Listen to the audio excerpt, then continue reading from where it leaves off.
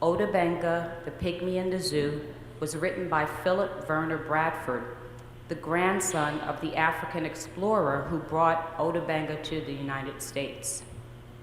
According to the introduction, the book was the story of friendship between Ota Benga and Samuel Werner. From the first few pages, I was intrigued by the notion that Werner had forged a friendship with his African subject, who then somehow ended up in a zoo, being displayed with apes. The colorful narrative was akin to the tale of Robinson Crusoe and his sidekick Friday, but had no citations and was almost entirely based on Werner's uncorroborated accounts. The book, nonetheless, etched Werner's tale of friendship with Ota Benga into the hard drive of history. I sought out other sources. I turned to the Wildlife Conservation Society, better known as the Bronx Zoo, to see how it had recorded Benga's exhibition. The plot thickened. Gathering of Animals, an Unconventional History of the New York Zoological Society, first published in 1974, explores the history of the zoo beginning with its creation in 1899.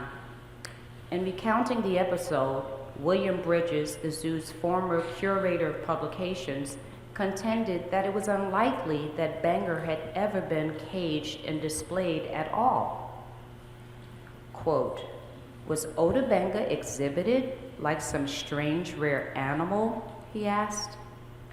That he was locked behind bars in a bare cage to be stared at during certain hours seems unlikely, he said, patently ignoring evidence in the Zoological Society archives that verified Ota Benga's daily exhibition in a cage at specific times of the day.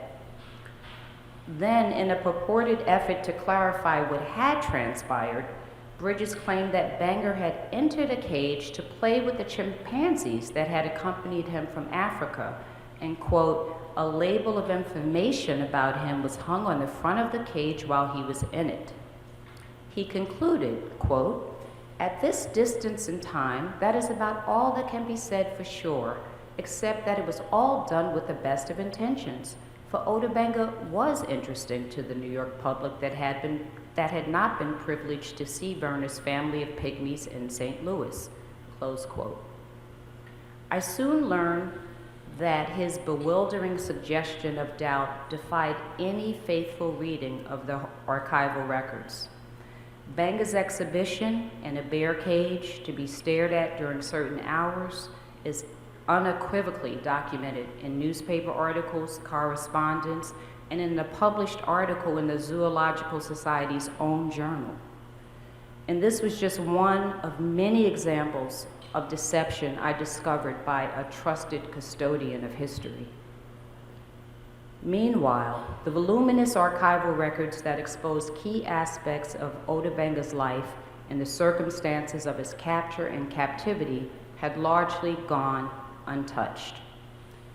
Revisiting this historical case affords us a rare look at the fickleness of history and raises troubling questions about what we know and what we think we know about our past.